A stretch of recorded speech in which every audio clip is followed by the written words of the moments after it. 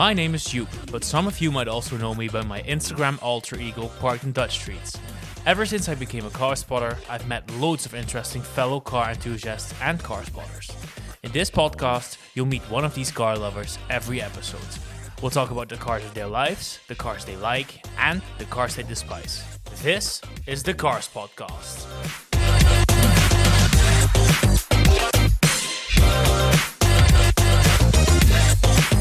Welcome back to a new episode of the Cars Podcast. We're on our 9th episode already, and this week we have a guest who's actually from quite close to Maastricht, so no long drives from Edinburgh or the opposite side of the country this week, but someone from Weert,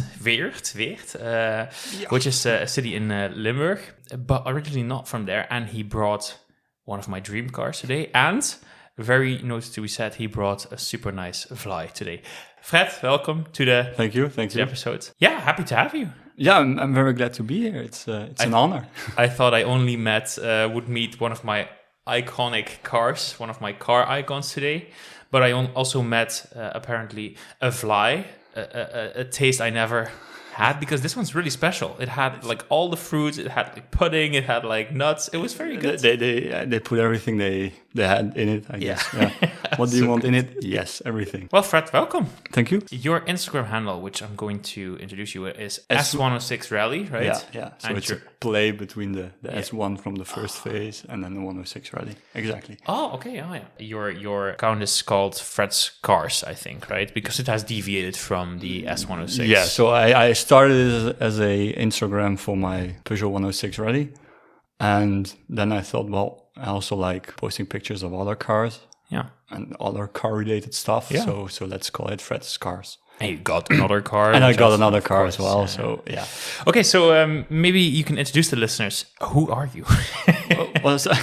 Who are you? Where are you from? What do you do for a living? And what do you do regarding cars? So I'm Frédérick. I am from Weert, like you say, or I live in Weert. Can I? Yeah, you can call brands, come on. I work for Daf.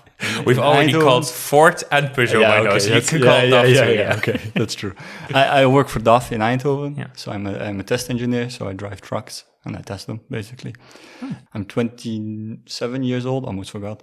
I have a kid. Yeah, I have a small Instagram account, which is as bipolar as everything. It's sometimes I post a lot, then I post nothing at all. It's just for fun. It's not Good. Not a real content creating machine. No, but I mean, it's nice to follow. Yeah, exactly. I just do what I like, and we follow the adventures of your rusting 106 and the bumper of your ST220. Yeah. No, but we already spoiled a little bit about your cars. But how do we actually know each other? I think we just started following each other. I think right? Yeah. You followed me before the Ford. You had some. You have to choose the daily dilemmas. Yeah. And then I think sometimes there was a Peugeot against something else, and then the Peugeot was... You were like, Peugeot for the win! Yeah, the hashtag rigged, stuff like that when it was behind. So I think that's how we started talking. And then when I got the Ford Mondeo, then... Yeah, it is very tempting to jump directly into that Ford Mondeo. I will keep it for a little bit later in the podcast. Good. Okay, well... I'm happy to have you. Happy to be here as well. Yeah. So Hoot, we're gonna talk cars, and after that, I'm gonna drive that Mondeo. So, woo! Very exciting day for me. Wish coming true. Yeah. Yeah, it's like meeting your idol, and I hope it doesn't disappoint. I hope so as well. Yeah. Your car spotlight, first segment in which you can talk about any car that you want, a car you recently walked into, had an interaction with, was in the news, or basically struck your attention. I saw in the news that Lancia is coming back in the Rally 4. I thought, well, let's keep it a bit. Yeah. You have to get the host into the conversation. Exactly, very smart. Very smart. Yeah. Which is, I think, very cool, but also a bit lazy. Yeah. Sorry, I'm not super.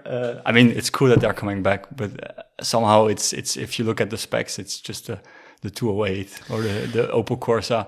Yeah, and it's the client teams as well. So Rally 4 is for privateers, I think it's called in English, and they're not really coming back to the main WRC event, so it's not a... Yeah, sorry.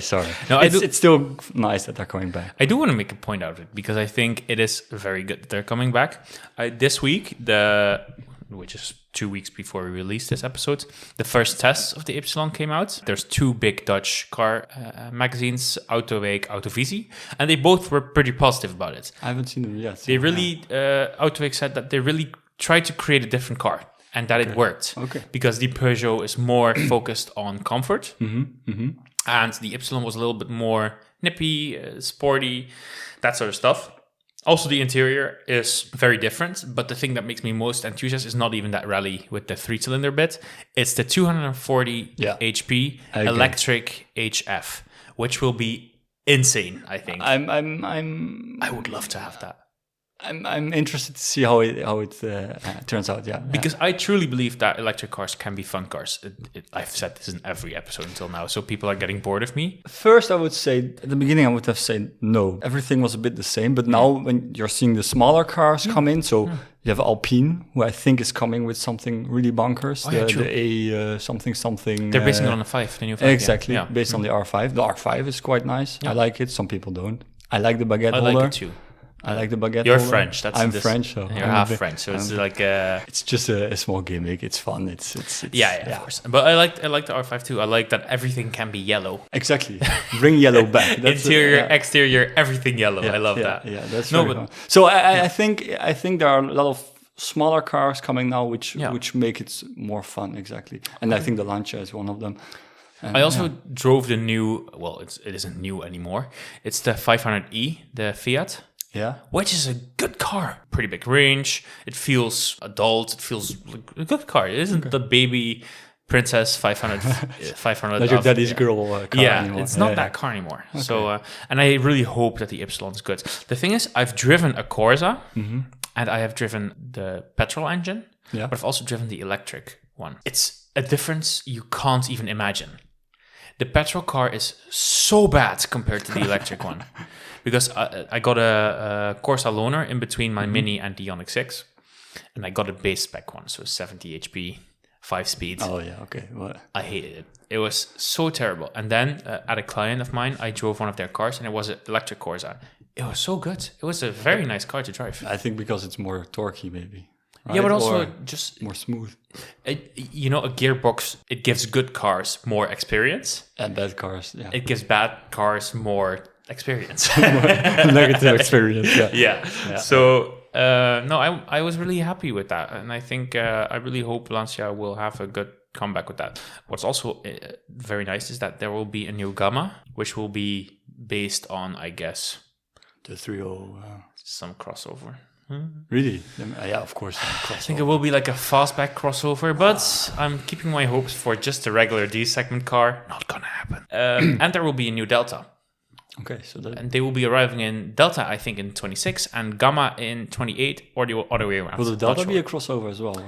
I think it will be just based on a 308, Astra 308. Yeah. That would be actually nice then, I think. I would love that. So I'm happy that Lancia is back. I am as well. Yeah, I hope it's the first step to a real factory Lancia Rally team. Have you? Autoweek said too that they didn't do the half work. It was they put quite some effort in it. Okay. And the one thing that I want to talk about more is they have incredible specs. So you can pick a green exterior with a red velvet interior, which is lovely. I love that. That's really cool. Yeah. The only thing is you can really feel that there's like Chinification happening. Yeah, but it's happening everywhere. Also at BMW, Mercedes, and Audi. You cannot pick options anymore. No. And it's like, here's a car. These are the 4 colors you can pick, and these are the 3 wheel designs you can pick. Yeah. You want options? Pick one of our 3 packs. Done. All to reduce costs. It's sad. Yeah, it's sad. It's sad. I don't like to say this because I think good cars come from China, but Chinese cars have ruined our car market. It's a controversial thing to say, but they've put so much pressure on costs that every car manufacturer has to compete with them. Yeah, but you even see it in governments now. I know in France there's a discussion going on raising the import costs or the import taxes, Chinese cars and everything. I'm curious how they will settle here, because I read recently that there is a Chinese car brand which I forgot the name of, which is already leaving out of the it's Europe. Aura. Yeah. Or I saw the one funky once. cat. It's that one exactly. I saw one recently. I was like, "What the is that? What the hell?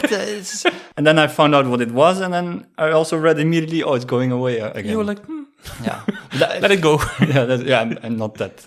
No. So we'll see. I'm wondering if it's really gonna catch on, because it's maybe they're gonna catch on in the Netherlands because cheap. Yeah, but cheap. maybe in the rest of Europe not, because it drives. I think they drive very differently. I think MG is doing quite well.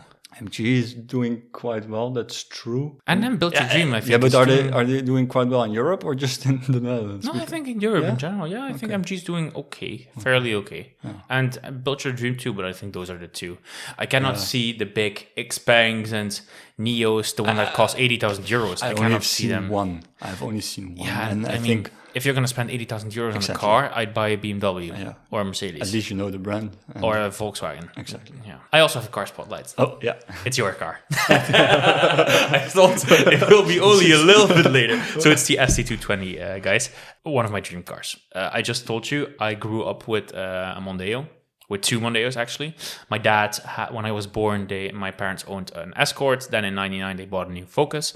And then in 2005, when we were looking for a new car, we bought a 2003 Ford Mondeo 2.0 TDCi Titanium. And that was such a good car. We kept it until 2011.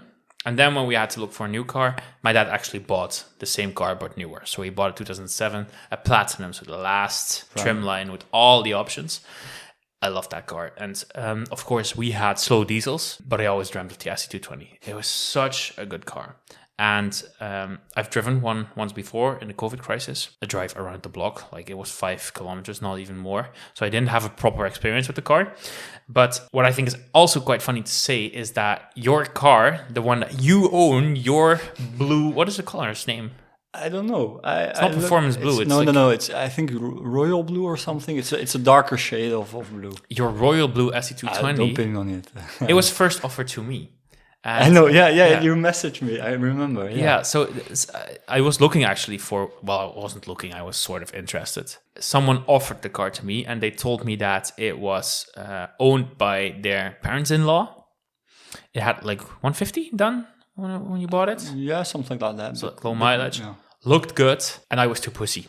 I was too pussy to buy Chickened it. Out, yeah. I chickened out. I won't say I regret it, because I loved my Saab a lot by then. It's for sale, guys. Buy it. Exactly, by then. Yeah. But looking back, it's such a good car. Because it's also in a spec that you don't normally see. Because regular ones are like performance blue, and yours is a darker shade of blue. Yeah, it's the first one I see. Well, there's a second one for sale now somewhere in the Hogue Selections. It's passed on the podcast. Yeah, it's quite expensive, but that's the only one I've seen in that shade of blue yet. I do think it's worth it. Do you think 14K? It has driven only 50,000 kilometers. Has a white interior, white leather. No, well, it's gray, but okay, cream. Cool. Okay, let's go to white again. Yeah. So it's a lighter shade of interior. Yeah, I don't know. I've just seen the pictures. It looks in a very good condition. I think it's a lot. I mean, if it sells for that price, well, be my guest. I'll sell mine for a bit less. But so that's good. But I wouldn't buy it for that money yet. It has been for sale for a while. There has to be one lunatic exactly guy there has to be someone like you that really wants one, has money. I just bought a house, I don't have money. So so no, but it's so can you tell the people, how did you find the car and what do you use it for? So actually I bought it because I got a job at Daf and I needed a daily. I had the Rallye, but that's not really let's buy a V6 wagon daily. Yes. So I was more looking at the MK4 Mondeo with the 5-cylinder. Also a good car. But somehow those are more expensive than the V6. I didn't expect that. Well, in general, I was more looking for a station and a fun station. Yeah. And I've done my thesis at Ford Lommel at the proving grounds. Oh, really? So I was already a bit. Cool. Ford, that's nice. I always liked Ford, but now I was really like, it was a nice experience, so why not buy a Ford car? Yeah. And then I was just looking, and then the Focus ST, it's a bit small, also a bit expensive. Yeah. My budget was a bit limited. So yeah, I found, then I saw that Mondeo and it was a nice price, nice mileage. I went to have a look. There are some bits that maybe bits and pieces that need to be fixed or could be nicer, but in general it was a very good, especially technical, no creaks or anything. That's important. The suspension, everything, no rattles, nothing. So I thought, yeah, well, let's buy it. You had to go for a new clutch already, or? No, they changed it. Oh, that's even better. Yeah, so it already, the clutch was already changed. It just had the maintenance. I didn't buy it from the people you were looking. I bought it from a dealer. He screwed me as well because the pictures you sent me, it had winter wheels. He didn't buy them, or he took them away and sold them separately. I'm not sure. But when you sent me the screenshots of that advertisement, I saw the winter wheels and was like, hey, I want those. I want those. Yeah, because the ones that are on now are not that pretty anymore. Okay. The clear coat is coming loose and everything. Yeah. From a distance, it looks good. From a distance, if you squint your eyes, you can see it. Yeah. I mean, we were talking about the Mondeo before. It's sort of the forgotten ST, right? It's I think it is. Yeah. The Fiesta and the Focus, and even the Mondeo and S-Max with the 2.5 engine. They get a lot of attention, but for some reason, this car doesn't. I don't know. It's quite forgotten. Also, we talked about that. It's quite of a tuner car in the sense that some racer boy car. That's what I want to say. Yeah, it's a bit of a racer boy car. Only now maybe it's getting some recognition. I don't know why it's so forgotten. Actually. And the thing is, like the Fiesta and Focus, of course, they look a bit screamy with orange paint jobs and that sort of stuff, and Recaros, and I don't know. This one looks very distinguished. Yes. Looks very classy. It's for classy people. You should tell people about your experience at Octane last year. Yeah, we drove together. It was still the Octane Scramble. He didn't ask you that, right? Hey, Saab convertible. He just let you talk pass. about classy cars. Yeah, and then I wanted to drive onto the field, and he said, "Oh, are you a visitor? You can park next there on the visitors area." I was like, "Fuck you! I'm here with a fucking Mondeo ST220 wagon, which is quite rare." You were like, "Here my V6." Here my V6. Yeah. And then I told him, "No, I'm registered to go on the field." I was like, "Oh, yeah, I'll continue then." It was like, "Oh, okay, well." Lol. And I think even at the scramble, not really many pictures taken of it or anything. The thing is, I think 95% of the people will walk past it, and then 5% will get super enthusiastic. Yeah. Because I know a lot of people that love this car, and I also know a lot of people that don't care about the car, don't know the car, etc. Yeah. But there's very few people that love this car just because of its story. We also talked about the engine. It's a Porsche design. It was actually built for the Boxster and the Cayenne, and then they decided to sell it to Ford because it wasn't good enough. I don't know. And you told me, I didn't know that it was also used in Jaguars, right? Yeah. So it's around the time that Ford and Jaguar, I think they were part of the same alliance. Premier Automotive Group. Oh yeah, I think Mazda was also in it, no? Ford, Mazda, Volvo, Land Rover, Jaguar, and Aston Martin. Yeah, so it could be that the Mazda also has the same engine. The Mazda, not the 6, the one before, the 636, how is it called? I'm not sure. I do know that the DB9's V12 is basically two of your Mondeo V6s put together. I'm always fantasizing about if the motor blows, I want to swap it for a V8 or something. But now that you mentioned that, maybe V12 in it. Yeah. No, but it, like you said, it's true. It was the S type and the R type. It's called, I think, right? The station. The S type basically. X type. Sorry. Yeah. They both have the same V6 at different. The internals are similar, and there's a different ECU, so they have a bit more performance to 50, I think, instead of 220. Yeah, in general, it's the same engine. Yeah. Love it. Such a good car. Yeah. Okay, we're gonna continue to your cars of your life, and I want people to the audience to meet the cars of your life and see which cars have basically played a vital role in your life. Have you always had like sort of the car fever, or is the family thing, or it's not really a family thing? Okay. It's because my cars of my life are pretty boring. So my mother is French and my dad is German, so of course we had Volkswagen. Yeah. So he had a Passat, and then he had the Seat Alhambra. Oh, that's nice. It was a really nice. My dad loves big cars. I think that's what I get from him, that I have a Mondeo right now. Okay. Because I as well, I like the room, the spaciousness. So he had the Seat Alhambra. Then he bought the second generation Seat Alhambra. So when it came out, now is a Kia Sorento PHEV. But still a big car that you don't see often. Well, you see them more and more often, and it's a big. That's what I said. My dad likes the spaciousness because when he was looking, I was already out of the house. My sister, she's studying in Belgium, in Ghent. Okay. So she's already out of the house. So why do they need such a big car? My parents had the exact same thing. Yeah. They just want room for, I don't know, smuggling Shit wine, knows. smuggling beer from the home country. I'm not sure.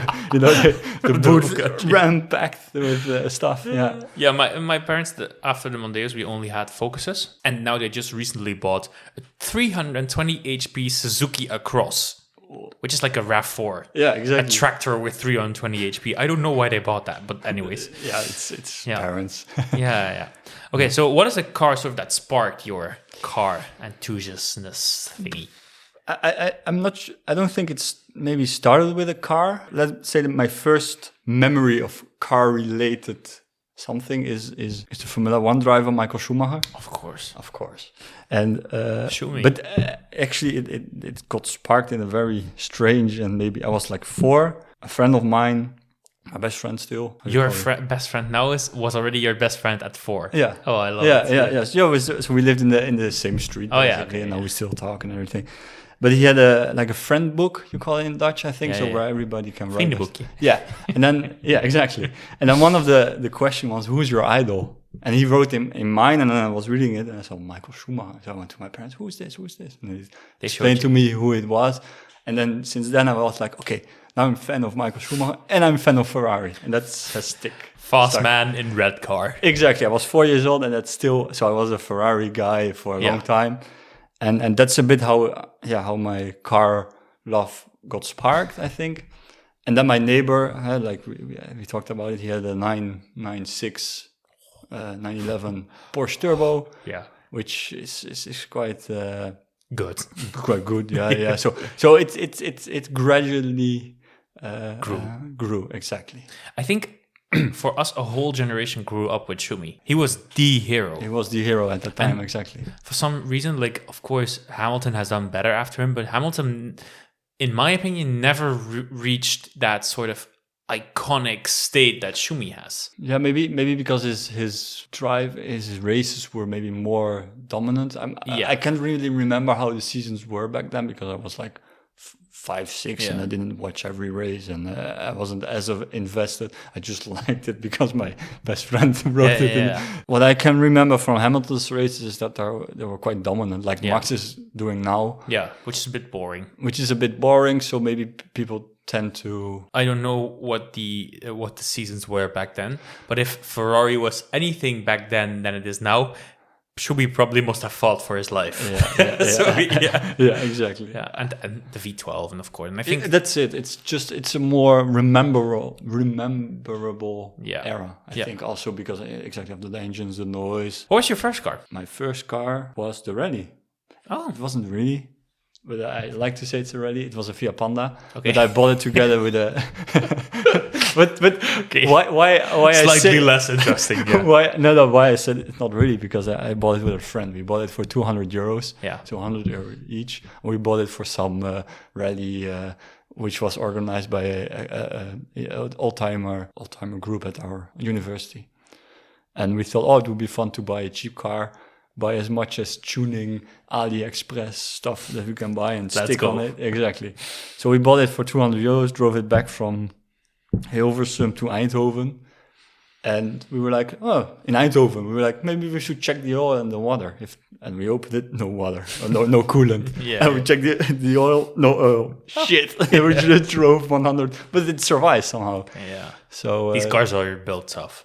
Yeah. It was a 900 Young. It had a custom airbrush paint job on it. I'll show you pictures later, but it was some sort of a windhound, I think, the Afghan windhound. Okay, yeah. It was a lot of dog hairs inside. It smelled like dog, and it was a shit car. So that's technically my first, but really the first one I bought myself and was registered on my name and everything. That was the Rallye. And what was it that brought you to the Rallye? Well, like you said, I'm partly French. Okay. A bit chauvinistic. Yeah. A bit. No. It's just I like Peugeot. My grandpa drove a few, also Fords, by the way, later. I just wanted something, fun. It's a small hot hatch, like every 18-year-old guy is looking for. You bought it at 18? Well, a bit later, maybe. Okay. 20 maybe then. Okay. That age. Right? Yeah. The early Boy adult, racer. Exactly. Yeah. Cap backwards and then I saw a Chris Harris video. I also always liked the 205. Yeah. And then I saw a Chris Harris video on the 205 Rallye. And I thought, that's what I want, because I was always looking for GTI, but those were expensive. The Rallies are even more expensive. Yeah, you didn't know by then. No, I didn't know yet by then.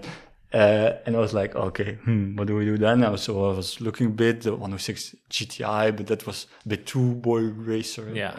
And then I saw a Rally, and I was like, oh, that's like the 205. Purist. Yeah, exactly. Yeah, and that's how I thought, okay, that's what I want. I also looked at the Ford Escort RS, but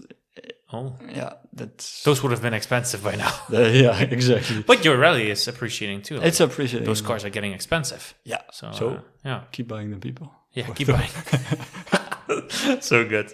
Okay. And we talked about your current cars. If you have any future car to pick, if you could dream, yes, or be, I know a long list. I know which car you're probably going to really say. Yeah, I think we talked about this.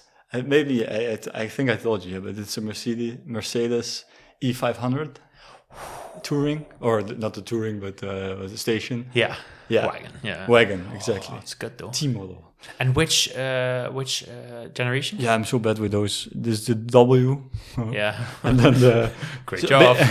Basically, the last, so 2010 around that, the last one with the split headlights. Oh yes, that is so good. And I then think that's such a classic car. I want that in brown with beige interior or cream interior. You want the grandpa spec? I want the grandpa spec with a big V8.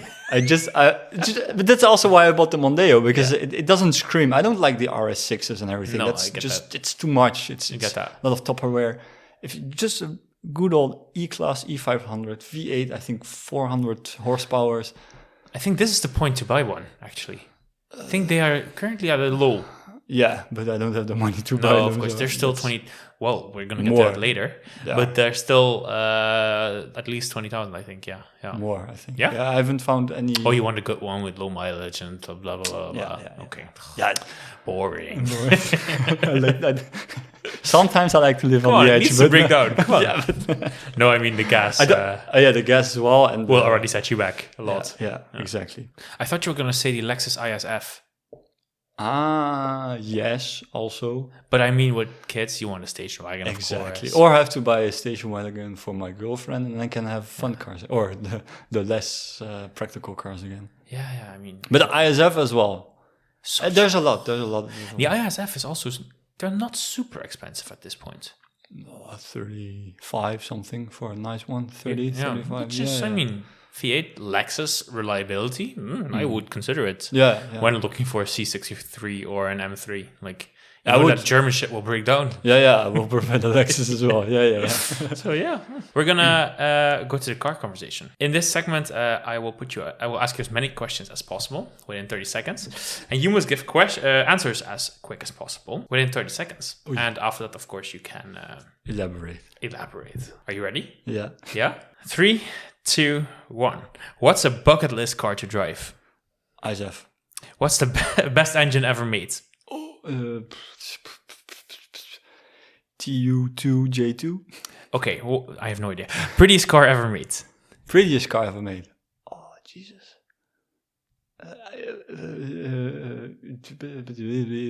E-Type. Ugliest car ever made? The Aztec thingy. And what's an overrated car? Overrated car? Yeah. Oh, Volkswagen. Okay. Just the whole German side of your family is very mad at you now. Yeah. Okay, good. Bucket list car drive. Yeah, the ISF. I get that. Yeah. I just want to drive. Like you said, it's a natural aspirated V8. I'm curious how it compares to the Germans. Yeah. As in the M3 is all hype and everything. And I understand it's a great steering car. I've never driven an M3 before. But I just want to know, okay, how are the Japanese doing it? Yeah, I can imagine. I think it's from a time where they also created insanity, like the LFA. So Exactly. So they it can be quite spectacular.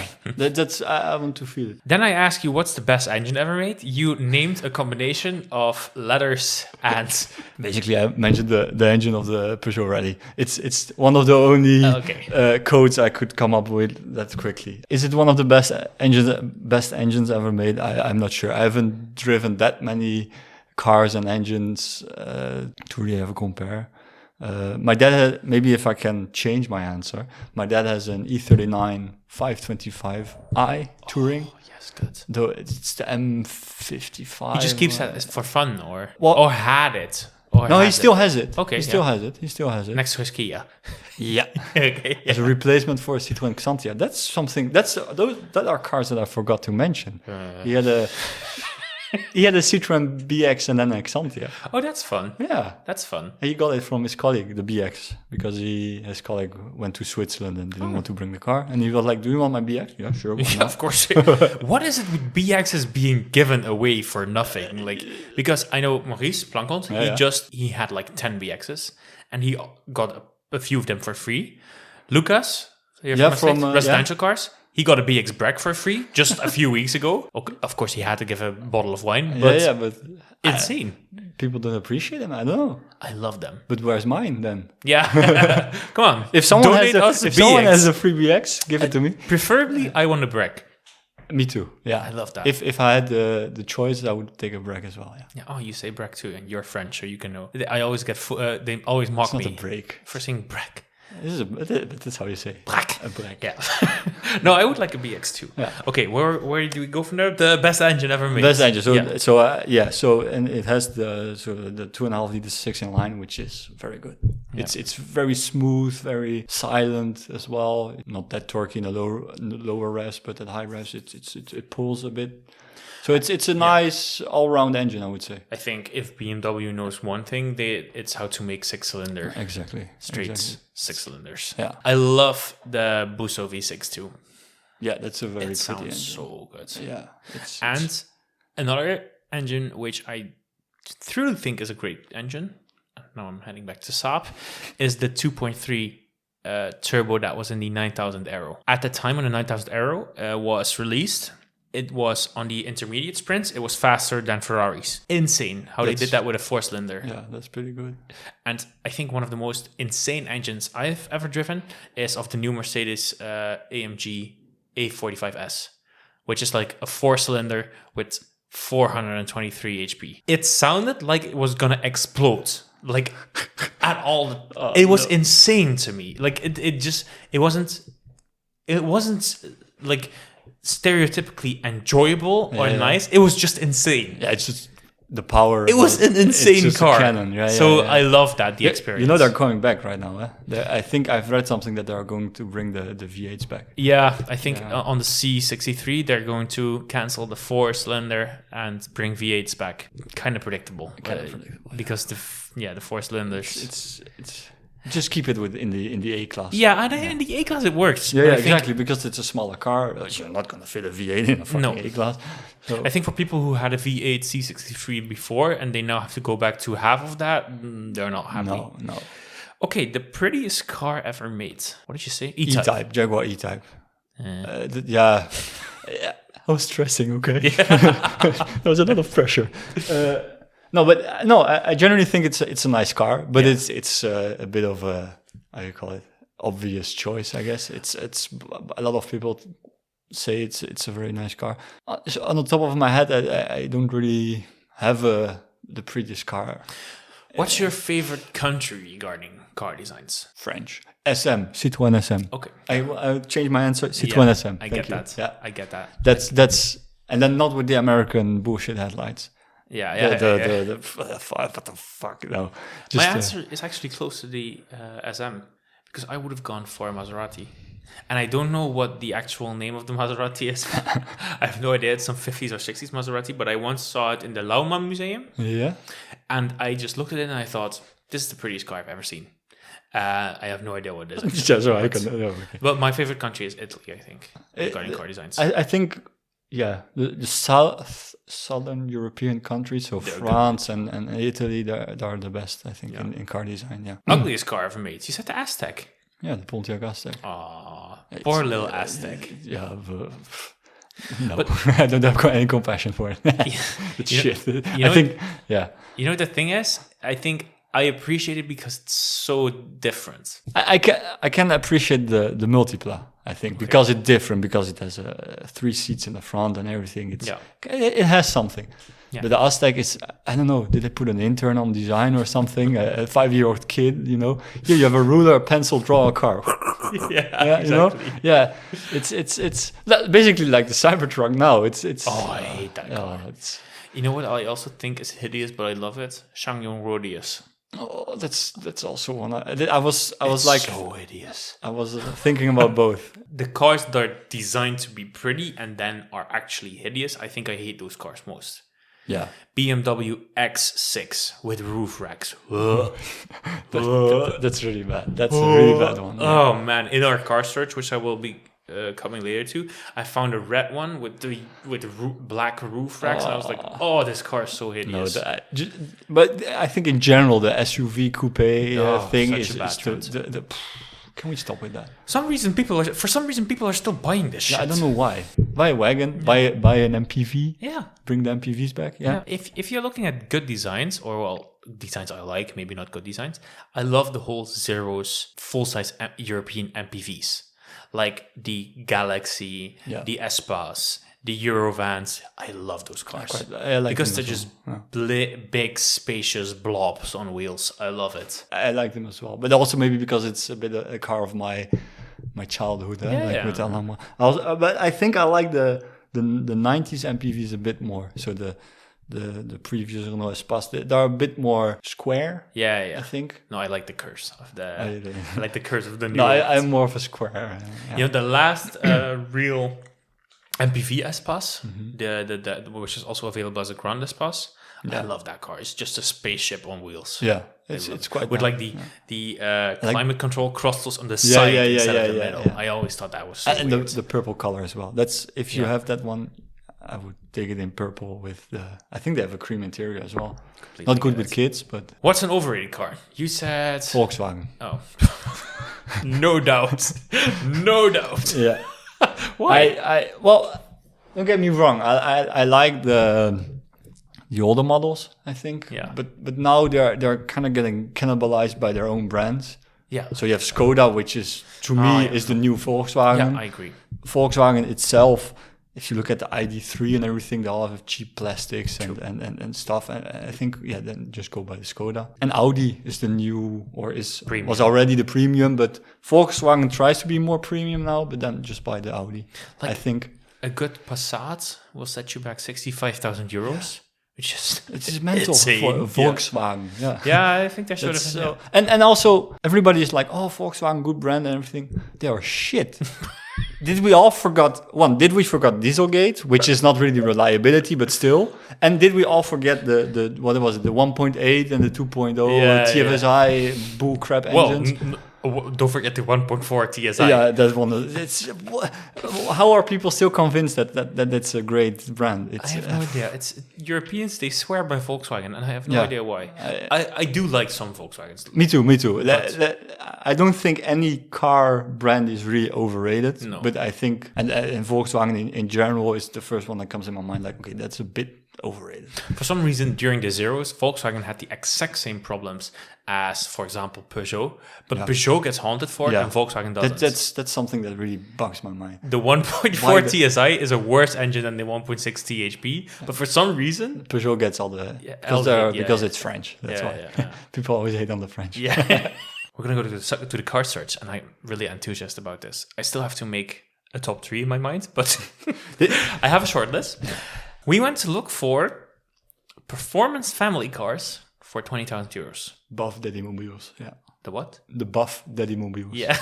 Buff Daddy Mobiles. Okay, so could you tell people, what did you sort of look for? Well, I was a bit torn between do I make it sensible-ish or do I go... Yeah, I went for the sensible because Okay. I had some... Spoiler alert, Spoiler. I did not. Oh, okay. Well, maybe I did for some, but yeah. I can still change. I have some on my short list as well, but the Touareg V10 TDI was a nice family car. I agree. I mean, you can tow a Boeing with it. I didn't want to be too basic as well, so I didn't pick the Ford ST220. Yeah. Which is, I mean, I didn't it should either. be 321 is ST220. It's the one. And also the next gen 5-cylinder Mondeo. And then I had another one, which was the rival, if you could say, the Opel Vectra 2.8 V6, I think it is. I saw that too. But I didn't like it. It was black. If there was a blue one for sale, I would have picked it immediately. I'm looking at this short list and I still need to make my mind up. I'm honestly getting stressed. And you remember how I said Volkswagen a bit overrated? Yeah. I had a Passat R36 on my short list as well. But again, it was a boring spec. So. I couldn't find a good one. No, me neither. It was all like Razor Boy again. So smoked tail lights and a big exhaust. No, it wasn't really... I found some pretty insane shit. I found a Volkswagen Touareg W12. I found that one as well, yeah. Which also was like a sport edition, which was hideous. Oh, but didn't choose it. Ah. I thought of an Audi S6 with the V10. Touareg V10 TDI. Oh. And this will relate to the last podcast. I also thought of an Insignia Sports OPC, the V6. Yeah, the OPC, yeah. Didn't choose it. Also had the Vectra. Didn't choose it. And I found a really nice Passat, which is not the R36 or R32, whatever it's called. Yeah, I think there are two. But a 3.6, a regular one. And it looks super basic. It looks very old man spec. Yeah. I love that one. That's nice. But I didn't choose it too. Your number 3. Yeah, so I didn't want to go too basic with Ford, but I chose a Ford. Yeah. So it's the S-Max with a 5-cylinder. Oh, yes! Yes. I think that's... I told you about the E500, but that's also a car I still really want. It's such a nice car. I just love the design of that car. I like it as well. It's like it's not as boxy as the Galaxy, but it's a bit more sporty. And if you have really a nice one, then I think it's a really smart looking car. I think so too. I need to bring one car of my short list too, which I didn't choose basically because it was sold. A Bentley Flying Spur. I thought, hey, we have a limousine. We have a lot of space. Yeah, but okay. Yeah. Questionable choice. Exactly. With a W12, I mean, what can go wrong? Nothing. Nothing. It will stand at the garage for. Did you find a nice S-Max? No. Oh. I just chose the model because I was like, okay. Yeah. The one I found was just... I mean, the colors are not nice. Yeah. It's silver with black. I mean, I don't think... Maybe there's some blues, reds, but it's hard to find one. Yeah. And it's, I think... But it's the options are quite nice because it's the leather with Alcantara. So that's I like that. And it has heated and ventilated seats. Very good. And it's a 7-seater, always good. Yeah. Talking about 7-seaters, I almost chose a Audi RS6 with 7 seats. Did you know they come with 7 seats? I didn't. No, I didn't. No, they have the Mercedes style backwards facing seats. Okay, I think I made my top 3. One more shortlist car. Jaguar XFR. No way you found that for 20k. I found one for 16,900 in Hamburg. With XFR. With 135,000 kilometers. Yeah, but that's a sedan. I would take it as a... Hey, you can't have it all. That was my only, my criteria. Yeah? Or either SUV or MPV or station. Yeah. My third one is an SUV. Oh. I didn't think I would go for an SUV. But I found one that I really appreciate. It is Fire Truck Red. Oh, I already know, I think. It has a 3-liter V8. 6-cylinder. Oh. And has 305 HP. It's from 2013. Is it the X6 you are talking about? It's an XC60. Oh, XC60. That's quite cool, actually. It is an XC60, like red exterior, cream interior, That's fire truck red Yes. or design package. Well, that's nice because then Right? you can find your car back in a big parking lot. I just saw this pass by because I just selected a few things that I wanted on my cars, and then I went horsepower down. Let's start with most powerful. And I saw this pass by, and I was like, I would never go for this except for this spec. Like this is Exactly. insane. Because I've seen them pass as well, but I didn't saw this one, so I was like, nah. Yeah, but it's good. It's T6, so like 6-cylinder, which is quite smooth and creamy and woo. So I think this is That would be a good one, yeah. If your children are a bit older, because if you have to put a baby stroller or anything in it, it's not big enough. But okay, true. And the thing is, like it's comfortable and it is high, but it's also sort of still sporty. I like it. It's a good car. No, exactly. Your number 2. My number 2. That is a Audi. It's hard to go around the Audi. I was always like, I don't want to choose an Audi, but then it's hard to go around BMW, Audi, and Mercedes. Yeah, exactly. But this one, it's blue. Okay. It's an Audi. Yeah. It's an S4. Ooh. S4. Yeah. S4. What year? 2005. Oh. So it has no badges, first of all. It has the satin pack. I don't know if it's a pack, but it doesn't have black surroundings. Okay, on the grille, and the mirrors are satin. So that's back at a time when chrome was still accepted. Exactly, because now it's black. Black. Yeah. The nice wheels, the what is it? The 6 spokes. Yeah. And it has the two-tone gray, black Ricardo, which are the same seats as in the Mondeo. Really? I think they look the same. Or? I think they are the same in only the headrests are different. Yeah. Automatic, but it's for a cruiser. Exactly. Family car. You still have your Rallye. It's fine. Exactly. I still have my Rallye. It's fine. I like that, and that blue color is really good. Yeah, that's why I chose it, because it's. I like the blue colors. I like the. How much was it? And how many kilometers? 18,700 euros, and it has a 144 kilometers. So that's for a big V8. That's fine, I think. The only thing is, are they reliable? I think in general, yes. You need to defend it if you ever want to buy it. Like, and you're plus one. Your partner will be like, "You sure?" Yeah, and I think the problem with those engines as well is somehow Audi got the brilliant idea to put the distribution chain at the rear. Yeah. So if you have to change it, you have to take the whole engine out. Okay. Yeah. And then normally they say, a chain is, you don't have to change the chain, right? It's maintenance free, but they're not. They always stretch and everything. So it has 144. So I don't know, in 60,000 kilometers, you need to change it. Yeah. You have to take the whole block out. Buy it, sell it before that happens. Yeah, maybe. Yeah. But then I guess it will depreciate more as well. My number 2 is a German station wagon too. There was a time where performance brands decided to create diesel versions of their performance cars too. And the thing is, I do not like to select diesels for this whole car search thing, because it sort of feels like bad consumer advice. But when I saw this, I just couldn't resist it. It is from 2012. Yeah, continue. I mean, maybe I think I know what it is. But it has a 380 HP B-turbo 6-cylinder diesel. Yeah, continue. It is a BMW. Yeah. M550. Yes. Wagon.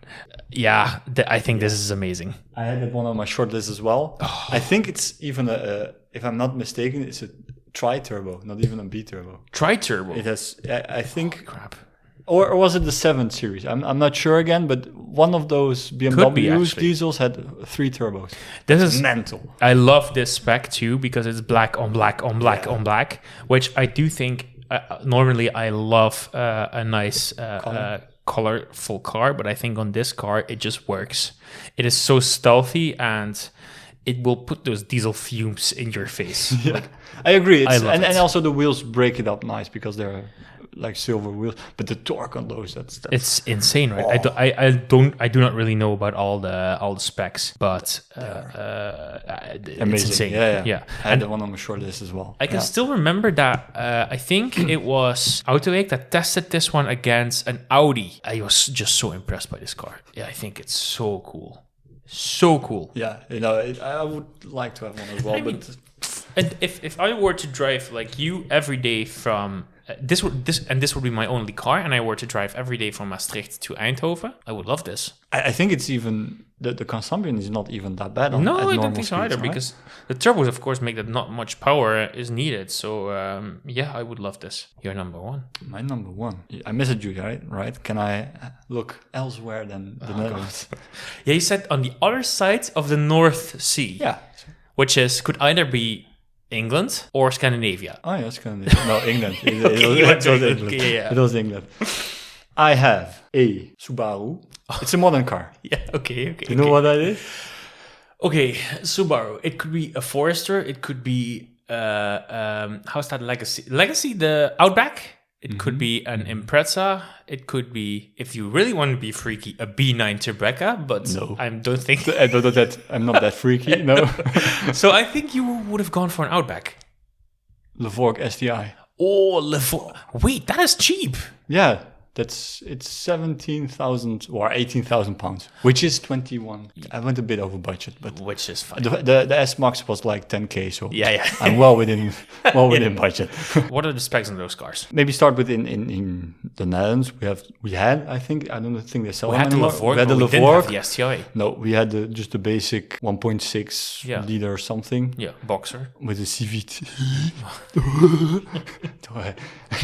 And this one has for the real nerds, has a 2-liter F820 engine, which is the same engine which is also in the Toyota and the GT68 and the Subaru BRZ, the small, but with 300 horsepower. Ooh. And it's all-wheel drive because it's Subaru. And exterior, it's white. Yeah. And it has a red interior. Okay, but how the hell did you get to this? I was first thinking about the Legacy. They came with the 6-cylinder Boxer engine. Yeah. That's quite some performance, but then I looked up the stats, and I think it has two something, high 200 horsepower. Yeah. But it's not that fast actually. It's only 8.5. It's more like old people station. Yeah. It's more big engine, more the American formula. You have a big engine, low horsepower, and it cruises. Yeah. And I was like, okay. And I always liked the Levorg, but always, like I said, the 1.6 and the CVT. No, I've first of all, never seen one. Second of all, the drivetrain is horrible. Yeah. But I knew that there were some STIs. So I was looking, is there a STI in Europe? And there is in England. Oh, I love it. Yeah. I love so it. that's how but that's something I would like. Just the only downside is the steering wheel is on the wrong side. But you will own something so unique in the Netherlands that it will probably hold its value. I think it will as well, yeah. Because it's also because they're stopping with the STI formula, I think. Really? The Impreza STI is finished, I think. I think they're stopping with So it's good. I like it. Yeah. It's an unexpected choice. Yeah. I would have never thought of it. I probably, like, in the back of my mind, I knew that it existed, but I forgot about it. Yeah, it's I think forgotten station. I think Subaru in general is a bit of, well, maybe not the Imprezas, but yeah, the others are. I have some friends, of course, that test cars, and they say if you go to Subaru Netherlands, it's spider webs and everything. Yeah, that's basically tumbleweed. That's basically a good description. Yeah, it's like one floor in a big building. Like, oh, you wanted to test our car, then they go into a big box of car keys. They start throwing around. They blow the dust off it. They need to get the starting engine, put the booster, put the cables. Yeah. No, but yeah. Okay, my choice is expected for me. You knew I would stay at Ford, right? Yeah. This could actually be a future car of mine. I would actually consider getting this. There is a search in my Autoscout 24 that says exactly this car. So it was no choice that this would be the first. I went to Germany for it because I need to find the good one. It's a wagon and it's yellow. It's a Focus ST wagon. Of course, yeah, Focus. And this yellow color, what do you think? Yellow or orange? I like it. Do you think it's yellow or orange? This one. Yeah. It's yellow. Thank you. It's always discussions about this. It's not orange. Orange is. I think the color description says tangerine scream.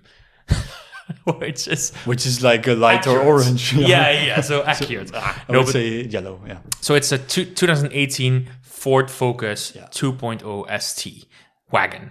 I have a thing for fast wagons. That is probably one of my most favorite body types of any car. Yeah, the Ford, it is the Focus ST. I will own one at some point. And this color, I love yellow. It's my favorite color.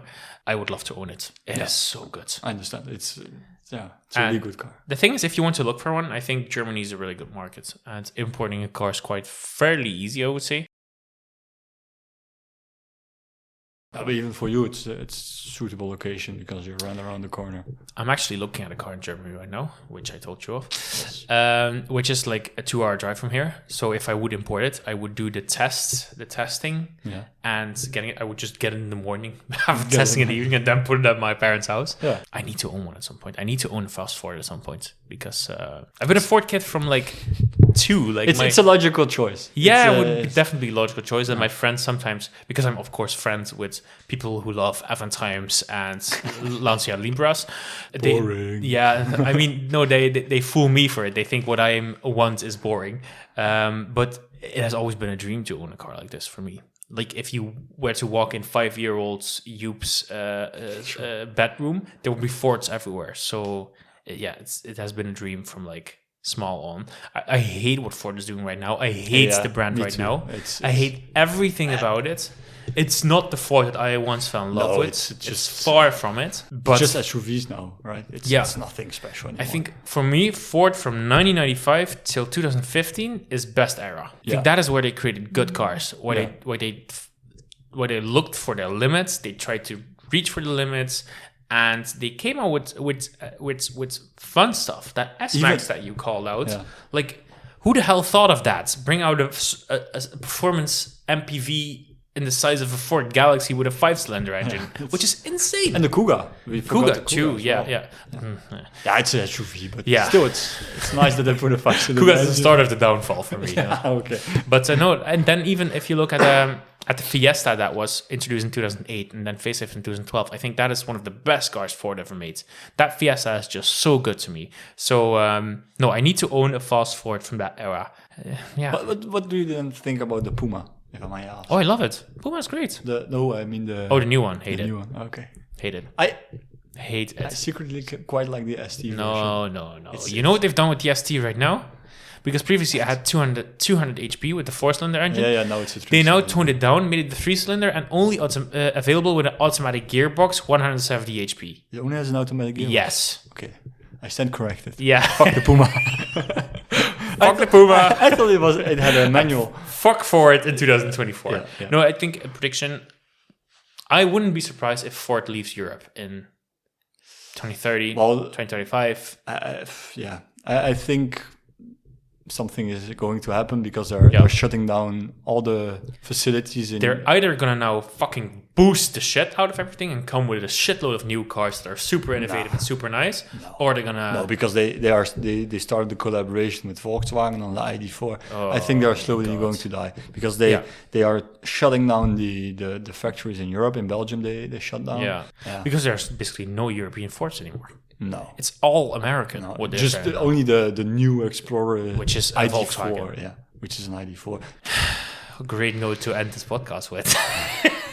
But no, on the flip side, maybe my Mondeo will then. Yeah, this. I'm really looking forward to it. So it will be more worth if Ford goes down. Yeah, true. Yeah, I told you, keep it this way, keep it well maintained, keep it a little bit low mileage, it will be available. I just want to make clear I didn't buy it to gain any profit out of it. It just sounds like that at the moment. Nope, you're not one of those. That's the end, Fred. Thank you for being here today.